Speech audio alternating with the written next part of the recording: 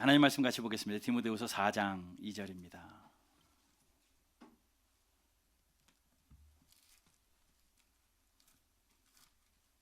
디모데후서 4장 2절, 우리 한 절 말씀 같이 힘있게 봉독합시다. 4장 2절입니다. 시작.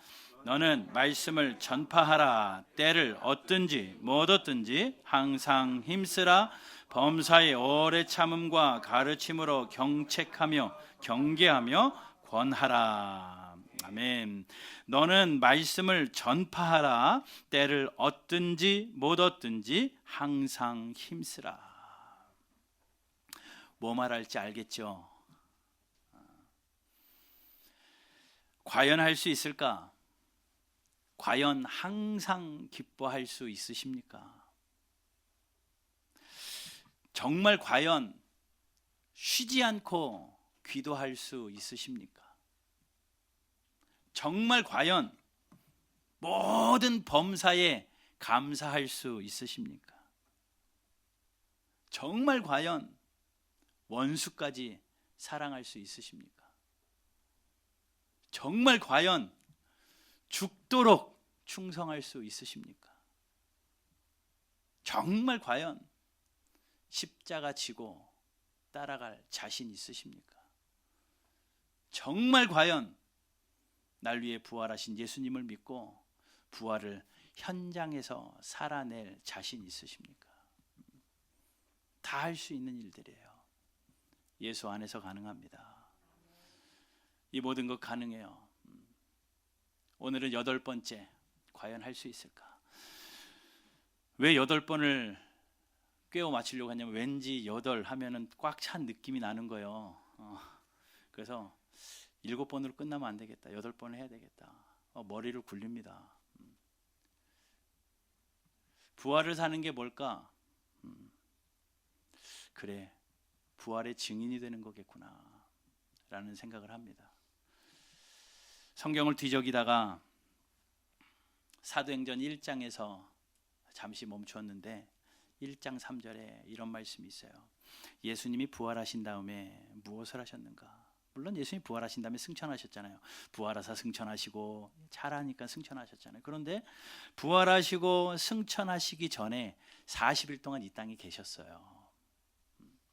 40일 동안 이 땅에 계시면서 무엇을 하셨는고 보니 1장 3절에 그가 고난받으신 후에 또한 그들에게 확실한 많은 증거로 친히 살아계심을 나타내사 고난받으신 후에 죽으시고 다시 살아나신 것을 40일 동안 나타내 보이셨습니다.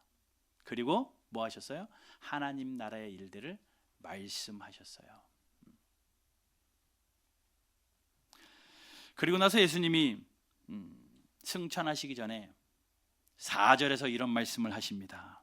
너희는 약속한 것을 기다리라. 떠나지 말고 약속한 것을 기다려라. 그러니 예수님이 40일 동안요 살아있음을 증거하고 하나님 나라를 가르치시고 한 가지 말씀하시는데 기다려. 뭘요? 약속한 거 기다려. 뭐겠어요? 그 약속하신 게 뭐겠어요? 성령이에요. 성령을 기다려라. 그래서 8절 가니까 이렇게 말씀합니다. 너무 잘 아는 말씀 우리 1장 8절 같이 읽어봅시다. 시작. 오직 성령이 너희에게 임하시면 너희가 권능을 받고 예루살렘과 온 유대와 사마리아와 땅끝까지 이르러 내 증인이 되리라 하시니라. 성령을 주신 이유는요 권능 받게 하기 위하여, 증인되기 위하여. 그러니 부활의 증인은 권능 있는 사람이고 그 권능은 성령으로 말미암는 겁니다. 성령 충만하시기를 주님의 이름으로 축복합니다. 그 성령 받아서 우리도 권능 있게 사시기를 바라고 땅끝까지 이르러 예수 그리스도의 부활의 증인이 되는 증거자의 사명 감당하며 사시기를 바랍니다. 22절에는 이렇게 말씀합니다. 항상 우리와 함께 다니던 사람 중에 하나를 세워 우리와 더불어 예수께서 부활하심을 증언할 사람이 되게 하여야 하리라. 사람들을 세워서 예수를 증언할, 예수의 부활을 증언할. 부활이라는 것은 죽음이 전제되어진 겁니다. 죽음은 십자가의 죽음 아닙니까? 십자가와 부활을 증언할 증거자들의 사람들을 세우는 일, 그거예요. 그러다 보니까 그래, 과연 할 수 있을까? 8번째는 증인의 삶이겠다 하다가 한 구절이 머리를 휙 스치고 갑니다. 그게 오늘 본문이었어요. 디모데후서 4장 2절입니다. 너는 말씀을 전파하라. 때를 얻든지 못 얻든지 항상 힘쓰라. 때를 얻든지 못 얻든지 항상 힘쓰라. 말씀 전파하는 거 알겠습니다. 복음을 전하는 거 알겠어요. 그런데 우리는 늘 때를 생각하더라고요. 내 때를 생각합니다. 내가 할 수 있는 때를 생각합니다. 항상은 아니에요. 할 수 있을 때. 그런데 성경은 이야기합니다. 항상. 그거는 내 상황과 상관없다라는 겁니다. 때를 얻든지 못 얻든지, 때가 되든지 때가 되지 않든지, 시간에 상관없이, 형편에 상관없이, 상황에 상관없이 전해내라. 말씀을 전파하라 라고 말씀해요. 예수님도 이 땅에 계실 때에 때와 상관없이 말씀을 전하셨습니다. 방방곡곡 찾아다니셨고, 약한 자들 찾아다니셨고, 남들이 피하는 곳까지 가시면서 복음을 전하셨고, 99마리의 양을 두고 한 마리 양을 찾아 헤매는, 한 영혼을 사랑하는 그 심정으로 예수님은 그 복음, 하나님 나라의 일들을 전하셨어요. 예수님께서 이 땅의 사역을 한마디로 이야기하면 가르치시고 전파하시고 고치시는 사역이었습니다. 전파하는 사역, 가르치며 고치고 복음으로 전파하는 그 사역을 예수님이 이 땅에서 몸소 보이셨어요. 그런데 그게요, 다 한 사람 때문에 한 거예요. 한 사람 때문에 가르쳤고요, 한 사람 때문에 전파했고요, 그 한 사람 때문에 고치셨습니다. 10사람, 1000사람, 10,000사람을 위한 게 아니라 한 영혼을 위한 거. 이게 예수님의 마음이에요. 그리고 예수님이 그렇게 평생을 사시면서 그 가르치고 전파하고 복음을 전하는 사명을 감당하시다가 승천하시면서 그 예수님의 승천을 바라보는 수많은 제자들에게 예수님이 이렇게 말씀하십니다. 마태복음 28장 19절, 우리는 지상 대명령이라고 하죠. 그러므로 너희는 가서 모든 민족으로 제자를 삼아 아버지와 아들과 성령의 이름으로 세례를 베풀고 내가 너희에게 분부한 모든 것을 가르쳐 지키게 하라. 이 말씀하시고 예수님이 승천하셨어요. 가래요. 제자를 삼으래요. 세례를 베풀래요. 가르치고 지키게 하래요. 가야 하는 이유, 왜 가야 되는가? 온 천하를 다니면서 가야 하는 이유, 제자 삼기 위하여. 제자를 삼는 것은 세례를 베풀고 분부한 모든 것, 하나님의 말씀을 가르쳐 지키게 하기 위함입니다. 그러니 가는 것만도 되지 않고요, 가서 해야 될 것은 하나님의 말씀을 가르쳐 지키게 하여서 예수님의 참된 제자 만들어내는 것, 예수님의 지상 명령이에요. 예수님이 이 말씀을 하십니다. 그러니 그 말씀을 들었던 제자들은 정말 그렇게 살지 않았겠어요? 때에 상관없이 예수님이 사셨던 것처럼 온 천하 방방 곳곳을 다니며 위험도 무릅쓰고 한 영혼을 바라보며 복음을 위하여, 말씀 전파를 위하여 목숨을 겁니다. 정말 그야말로 목숨을 걸어요. 그 당시 복음을 전한다라는 것은 말도 안 되는 위험한 상황이었습니다. 초대교회는 그 박해가 극심했기 때문입니다. 예수님이 승천하신 이후에 기독교가 얼마나 심한 박해를 받았는지, 기독교가 공인되어지기 312년까지 기독교는 극심한 박해를 받았습니다. 복음을 전하면 돌로 쳐 죽이는 일은 예산 일이었습니다. 스데반도 돌에 맞아 죽었잖아요. 또 그뿐만 아니라 기록되어져 있지 않은 복음 때문에, 말씀 때문에, 말씀을 듣기 위하여 죽어가는 사람들이 있었고, 말씀을 알기 위하여 죽어가는 사람이 있었고, 말씀을 지키기 위하여 죽어가는 사람들이 있었습니다. 성경에는 다 기록되어 있지 않지만 전승에 보게 되면 예수님의 12 제자들도 그 말씀 받았기 때문에 목숨 내놓고 말씀대로 살았어요. 목숨 내놓고 때를 얻든지 못 얻든지 복음을 전해내는 사명들을 그들이 감당했습니다. 베드로는 로마에서 십자가에 거꾸로 매달려 순교했습니다. 안드레는 헬라의 아가야에서 X자 십자가에 줄에 매달려 순교했습니다.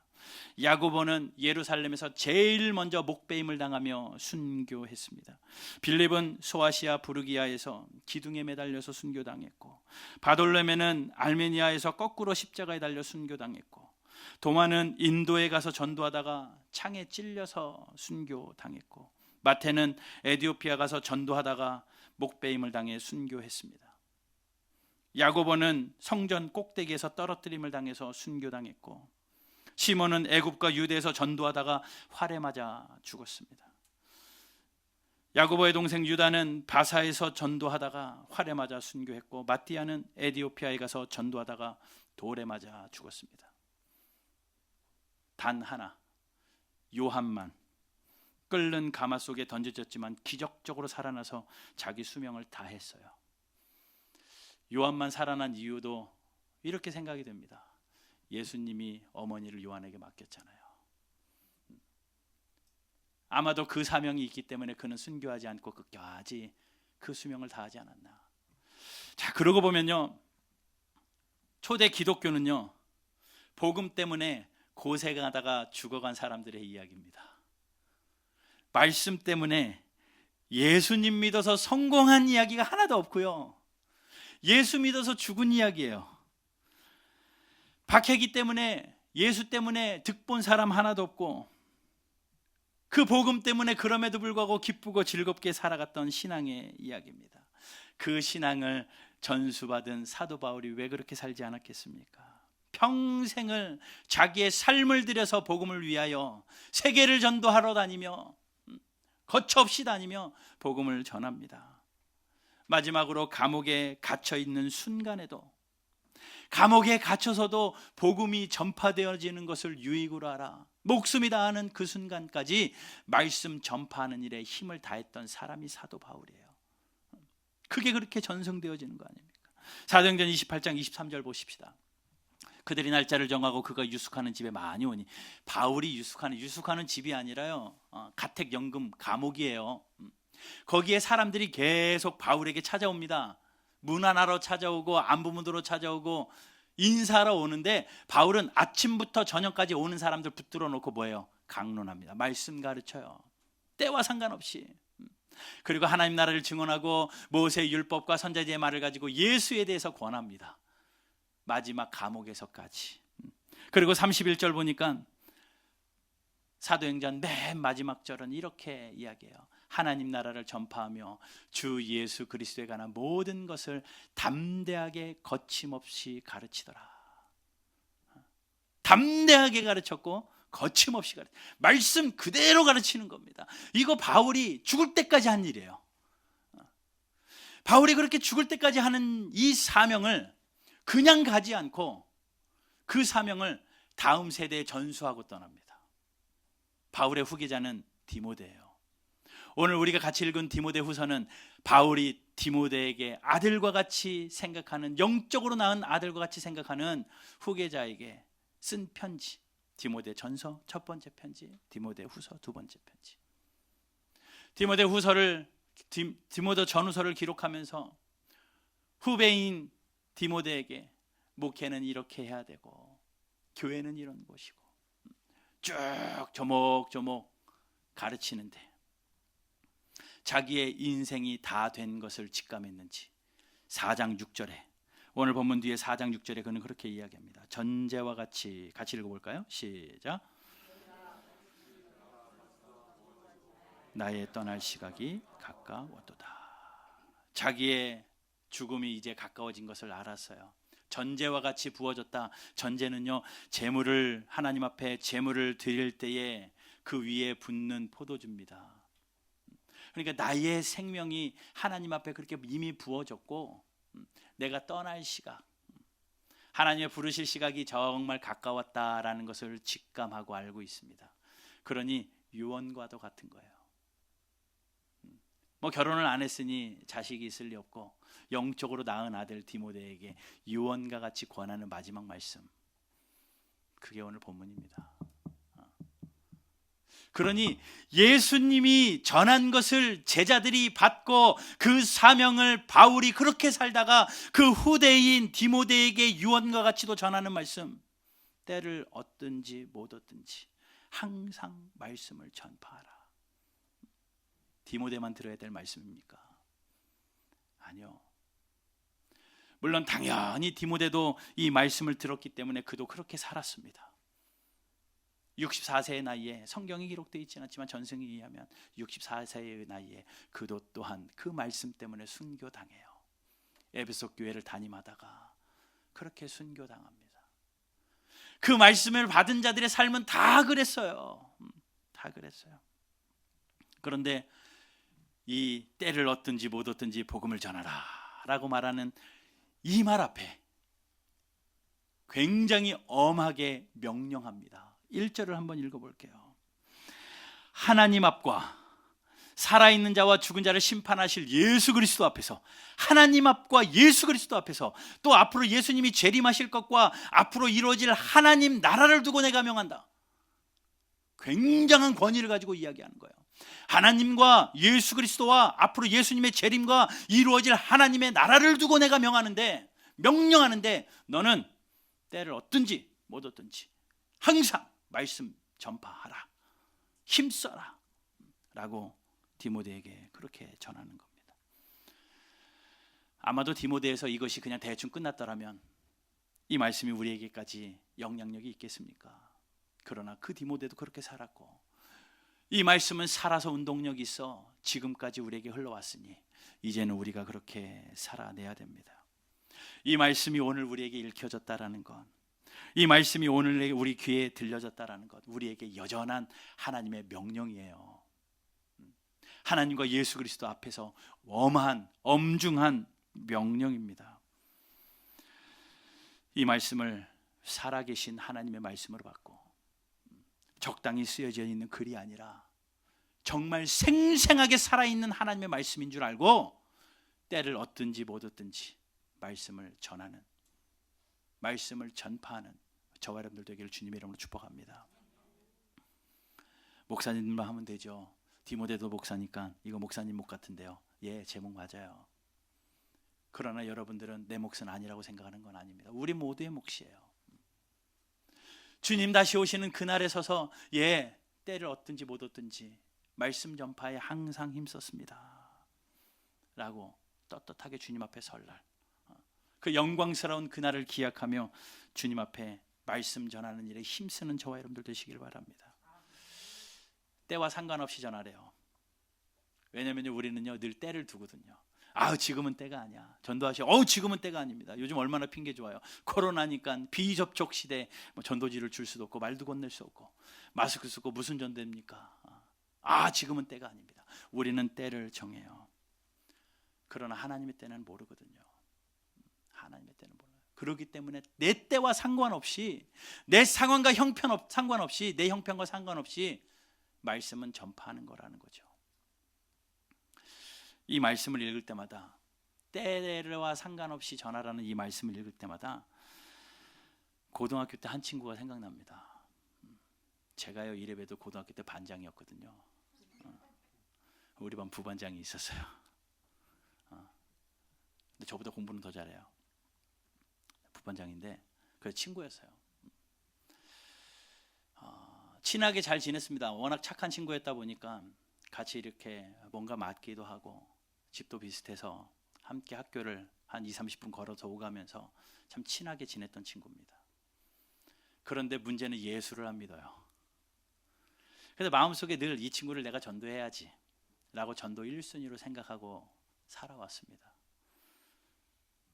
그래서 교회에서 전도 이야기만 하면 그 친구가 떠오르고 이름이 민형돈이에요. 그 친구를 전도해야지 이름 석자를 쓰고 기도하고, 그래서 그 친구에게 늘 교회 가자고 이야기하고 예수님에 대해서 이야기하고, 한 번은 그 친구랑 친구다 보니까 싸울 일이 있어요. 그 친구가 제 멱살을 잡고 때리더라고요. 제가 그랬습니다. 참는 게 이기는 거래 성경에. 나는 너랑 싸우기 싫다 친구야. 이러면서 복음을 전해보려고. 그래서 억지로 교회도 한번 데려갔어요. 근데 똑똑한 친구다 보니까 저한테 그렇게 얘기해요. 그래 정연아, 알겠다, 예수님 믿겠다. 그런데 교회는 안 갈래. 교회 안 가고 예수 믿을 수 있을 것 같은데 교회 안 가고 예수 믿어볼게. 그 당시에 30년도 된 이야기인데. 그래서 얘는 아직 때가 아닌가 보구나. 아직 덜 익었구나. 그렇게 하고 세월이 지났습니다. 몇 달이 지났는데 그 친구가 갑자기 급성 백혈병이 걸렸어요. 며칠 동안 학교를 나오지 않습니다. 뭐 알 길이 없죠. 근데 선생님이 반장이니까 나랑 같이 친구 면회를 가자. 병원에서도 손 쓸 수 없어서 집에 누워있는 그 친구를 봤습니다. 머리가 다 빠지고. 그렇게 누워있는데 너무 무서우니까 고등학생 날 1학년 때인데 2학년 때인데 그래서 그냥 뒤돌아왔어요. 그리고 며칠 있다 그 친구는 하늘나라 갔습니다. 마음에 짐이 있어요. 야, 이거 내가 전도했어야 되는데. 내 때를 내가 만들었구나. 하나님의 때 분명히 하나님이 나에게 주신 숙제였을 텐데 때가 지나고 나니까 할 방법이 없어요. 할 방법이 없어요. 그런데 그거와 더불어서 또 한 친구가 생각이 납니다. 그 친구는 우리 반에 갑자기 중간에 전화가 온 친구예요. 이웃 학교에서 사고를 쳤는지 행색이 남달라 보입니다. 뭐 절대 어울리지 않을 것 같고 노는 부류가 다른 것 같은데 우연히 보니까 저희 가까운 동네 옆집으로 이사를 왔더라고요. 알고 봤더니 그 어머니는 권사님이셨어요. 저를 알아봅니다. 본인 아들의 반장이라는 거, 그리고 교회 목사님 아들이라는 거. 저를 보고 지나갈 때마다 이야기해요. 우리 아들이랑 친구 좀 되어주고 우리 아들이랑 데리고 교회도 좀 가줘. 잘하고 있지? 길거리에서 만날 때마다 저에게 그렇게 당부하던 그 어머니가 있어요. 근데 이 말씀을 읽을 때 그 돌아간 그 형돈이도 생각이 나지만 그때 그 어머니의 그 말들이 자꾸 생각이 나요. 그런데 그 친구에게는 한 번도 복음을 전한 적이 없거든요. 그냥 부류가 다르다 생각하고 그 어머니의 말을 듣고 한 귀로 흔들렸습니다. 개척을 하고요. 그 친구가 생각이 나요. 이름 석자가 생각나서 수소문을 해서 전화를 찾아냈습니다. 그리고 만났어요. 만나서 그 어머니의 이야기를 했습니다. 그리고 그 어머니를 안부를 물으니 어머니가 돌아가셨대요. 그래서 그 친구 손을 붙잡고 어머니 묘지에 가서 같이 복음도 전하고 사진도 찍었어요. 사진 보여주세요. 이 사진인데 누군지 알겠죠? 최봉신 성도예요. 지난주에는 왔는데 오늘은 안 왔네.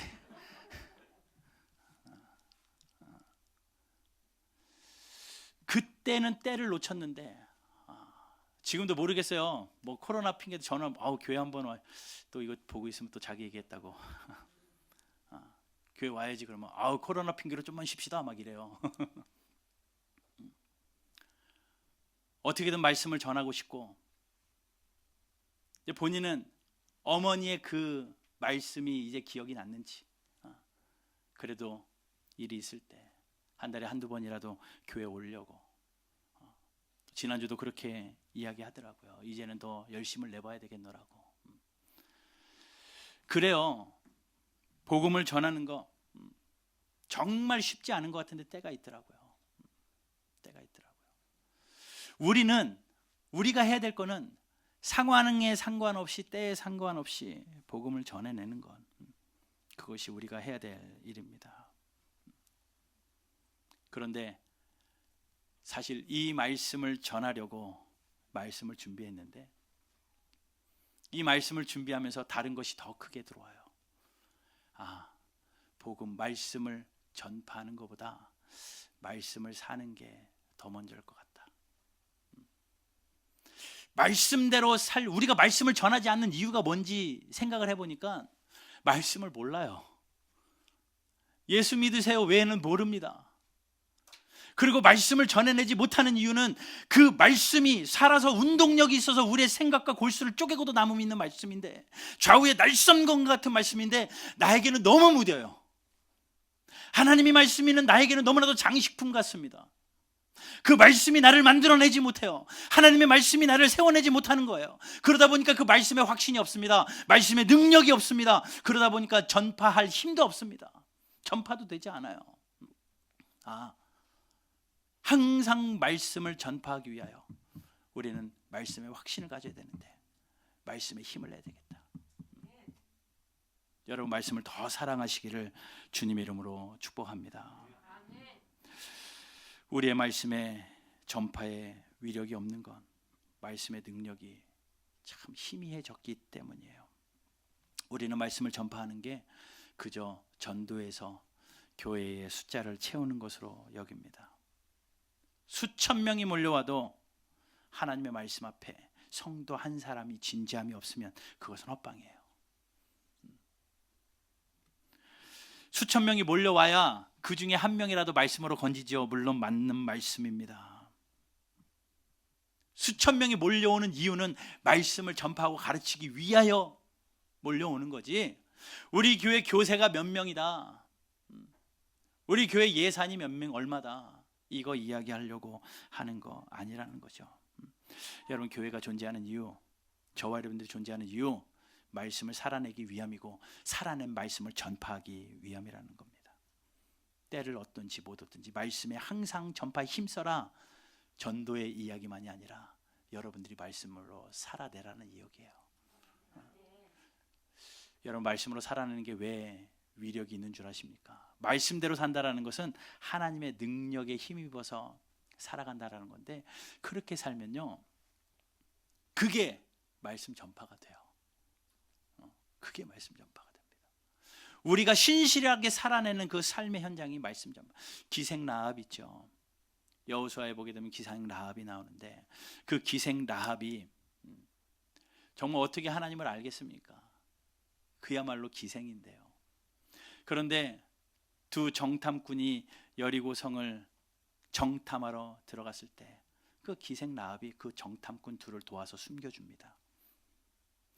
무엇 때문에 숨겨줬는고 하니 성경은 이렇게 이야기해요. 여호수아 2장 9절 말씀부터 볼게요. 한번 말씀 보세요. 7절인가요? 7절부터 보겠습니다. 8절인가 7절이에요. 8절부터 볼게요. 또 그들이 눕기 전에 라합이 지붕에 올라가서 그들에게 이르러 말하되 여호와께서 이 땅을 너희에게 주신 줄을 내가 아노라. 지금 라합이 하는 이야기예요. 그 정탐꾼들에게, 우리가 너희를 심히 두려워하고 이 땅 주민들이 다 너희 앞에서 간담이 농나니 이는 너희가 애굽에서 나올 때에 여호와께서 너희 앞에서 홍해물을 마르게 하신 일과 너희가 요단 저쪽에 있는 아모리 사람의 두 왕 시혼과 옥에게 행한 일, 곧 그들을 전멸시킨 일을 우리가 들었음이니라. 우리가 듣자 곧 마음이 녹았고 너희로 말미암아 사람이 정신을 잃었나니 너희의 하나님 여호와는 위로는 하늘에서도 아래는 땅에서도 하나님이시니라. 이 기생 라합을 누가 전도했어요? 두 정탐꾼이 했나요? 아니요. 하나님의 역사의 삶을 사는 하나님의 백성들의 삶의 현장이 그것을 보자마자 간담이 녹고 마음이 녹아지고, 하나님은 하늘에서도 땅에서도 하나님이시구나 라고 고백했던 겁니다. 전에 이 본문을 가지고 설교를 했던 적이 있어요. 전 교회에서요. 한 청년이 대표 기도를 하는데 그 다음 주에 이 말씀을 마음에 새겼는지 이렇게 기도하더라고요. 하나님, 근데 그 청년은 정말 전도 열심히 하는 청년이었거든요. 토요일 날 3시간씩 전도지 들고 지하철역으로 가서 늘 전도하던 여자 청년이에요. 그 청년이 기도하는데 이렇게 기도해요.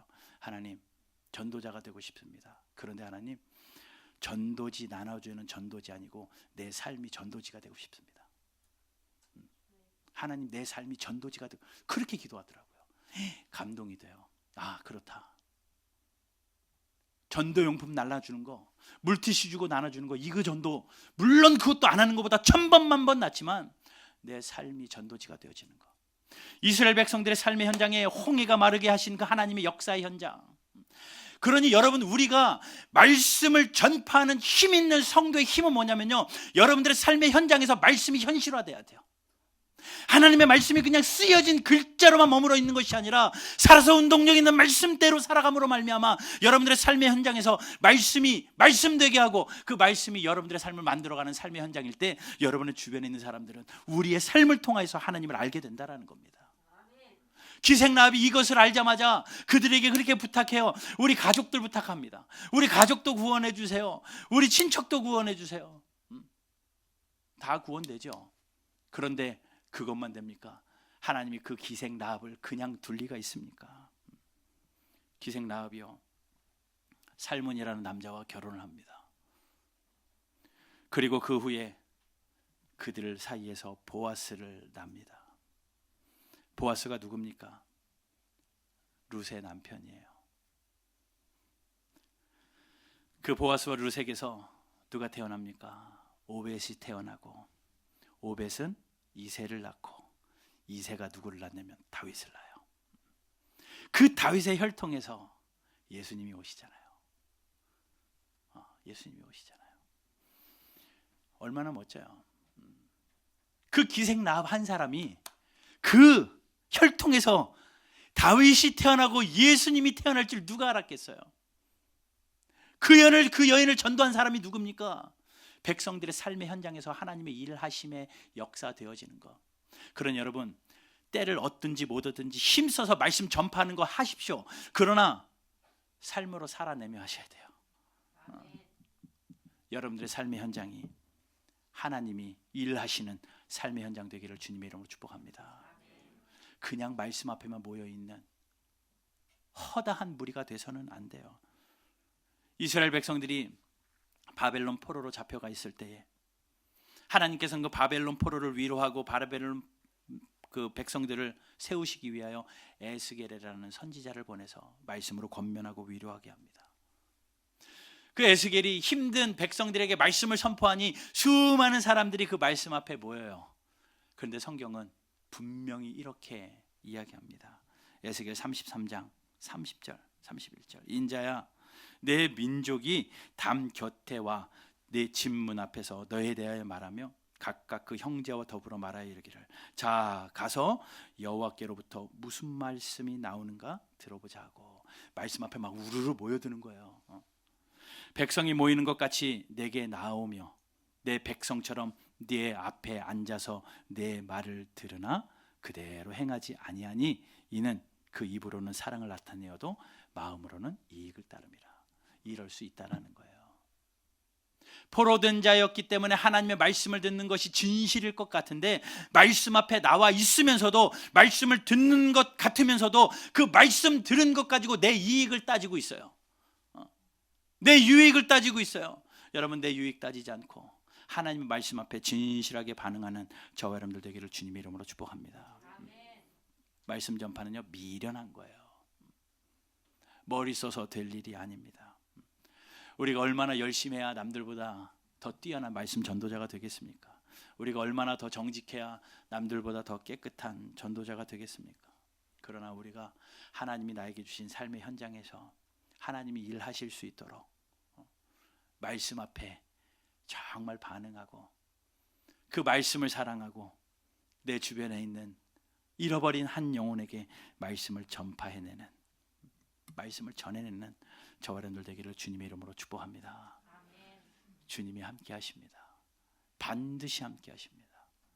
말씀으로 승리하는, 과연 할 수 있을까? 예, 할 수 있습니다. 말씀이 없다면 못하지만 능력의 말씀이 우리의 손에 붙들려 있기 때문에 할 수 있어요. 남의 일이라고 치부하지 말고 그냥 한번 들었던 것이라고 끝나지 말고 정말 하나님, 나도 이 말씀 앞에 힘써 반응하고 싶습니다. 말씀이 꿀보다 성이 꿀보다 단 은혜를 나에게 주십시오. 하나님이 말씀이 살아서 운동력이 있다라는 것 깨닫게 하시고 좌우의 날선검이 되어서 나를 만들어내는, 그래야 내 삶의 하나님의 말씀의 현장이 되게 하시고 이것이 전파의 힘이 되어 때를 얻든지 못 얻든지 초대교회 성도들처럼, 사도 바울처럼, 디모데처럼 말씀을 전파해내는, 이 시대는 이 말씀을 듣지 않으려고 하는 이 시대지만 우직하게 말씀 앞에 그렇게 살아내는 저와 여러분들 되기를 주님의 이름으로 축복합니다.